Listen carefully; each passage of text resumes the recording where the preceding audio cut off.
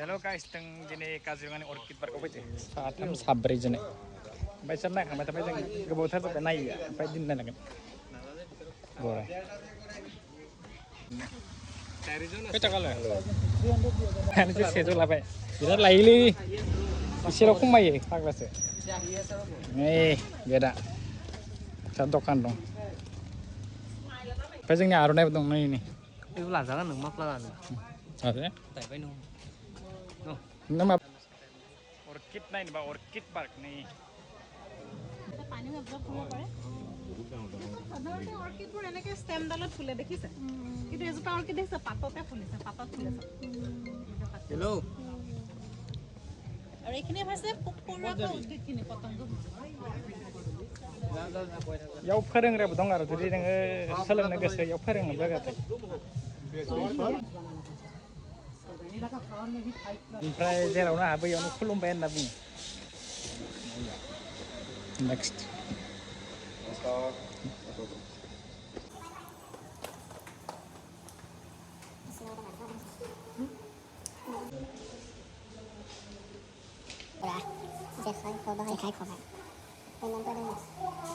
Follow.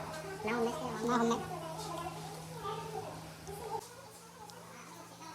Lên nó đồng thấy cái gì? Làm ra được đó. Mà xanh. Nó gài em 6 tuần đi.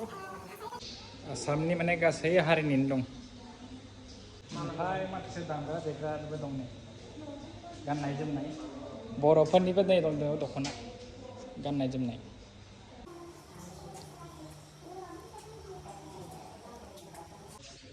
हिसान दानायबो दङ ओमफ्राय नैखौ अबाव नुयोमोन ना महात्मा गान्धीनि नामायाव बुंनाया नुयोमोन नामा फिसा गहेनाफोर दङ हिसान दानायजों लोगोसे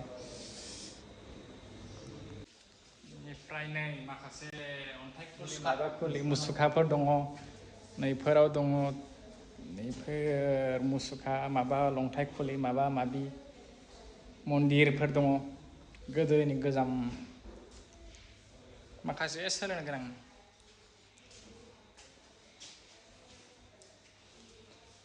मालाबा फैबा हाबलां गलाघाट होननायनि कहरा होननाय जायगानि खाथियावनो नेसनेल पार्कखौ जायफोरा नायो बेफोरखौ नायलांखायो आरो बेनिफ्राय इयाव टुरिस्टबो फैयो आरो माखासे टुरिस्ट इन्डियानिनो बहुद फैयो ओमफ्राय फरेनारबो फैयो आरो इयाव दं इन्डिजिनास मिउजिकेल इन्सट्रुमेन्ट मिउजियाम होननाय बेनिफ्राय बेवहाय दं माखासे दामग्रा देग्रानि लिरना दंखायो थ' नोंथांमोना फैबाथाय सोलोंजोबना सोरबा सोलोंनो गोसोबा ओमफ्राय स्टुडेन्टफोरखौ लाबोबाथाय बहुद सोलोंनो हागोन आरो इयाव जोंथ' बारा सोलोंना फैबाबो टाइम थाया जोंना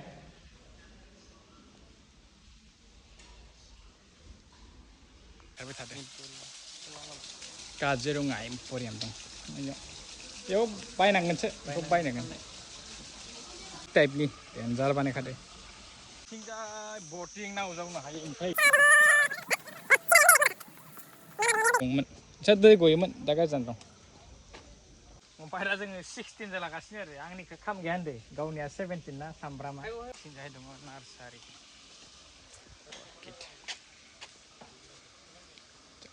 नार्सारि साहा लोंनो हागोन दाम बारा जाबायलै नैयाव मेडिसिन जातिनि दंफां लाइफां दङ नैफोर या मेडिसिन दङ सिंह गथ'फोरनि गेलेग्रा जायगा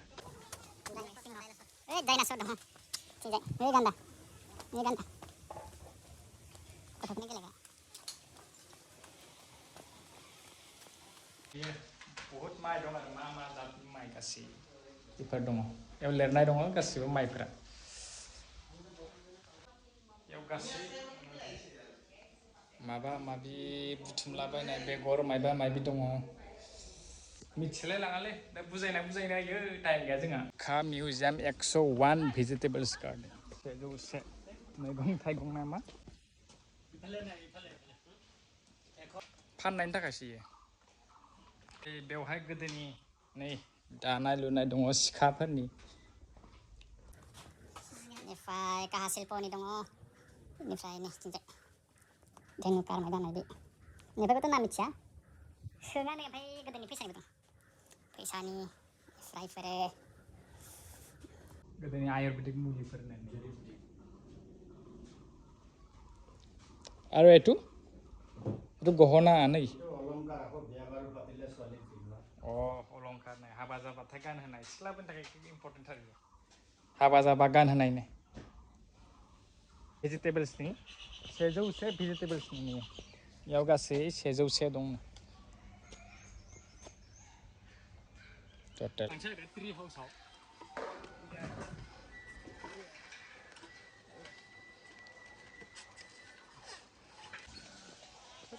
खिनिया सब अर्किड गोजा सब सार्टिफिकेट नेमफोरा लिरना दंखायो गासिबो दंखायो जेरावबो माने बेम्बु पार्क एबार औवा नुगोन र' माखासे डिफारेन्ट टाइप्सनि औवा नुगोन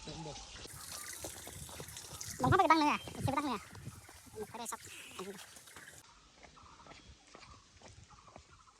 ओइथिंजाय थांबाथाय जोङो औवा माखासे टाइप्सनि नुगोन मा टाइपनि औवा नांगौ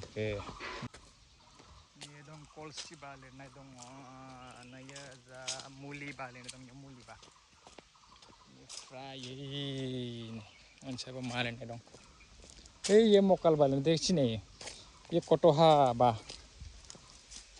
बा लिरनाय दं ओमफ्राय एसे बेलेग सब डिफारेन्स टाइपनि गोजा नै बारु सिनायो डिफारेन्स टाइपनि बेनिफ्राय जोङो मोसानायाव फैबाय आरो दसे मोसानाय खोनादों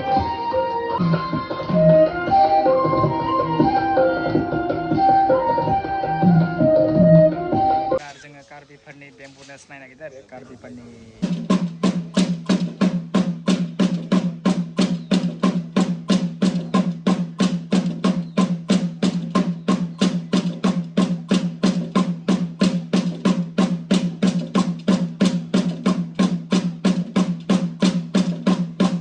নিশ্চয় জ্ঞাত যে মিচিংসকল হৈছে অসমৰ দ্বিতীয় বৃহত্তম জনজাতি আৰু তেওঁলোকে বিশেষকৈ নদীৰ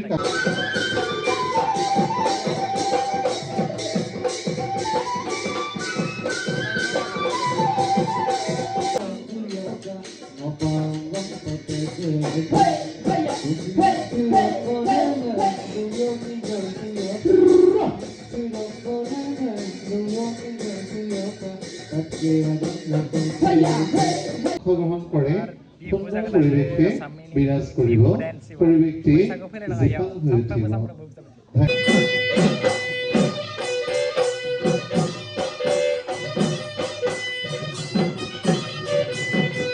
উঠিব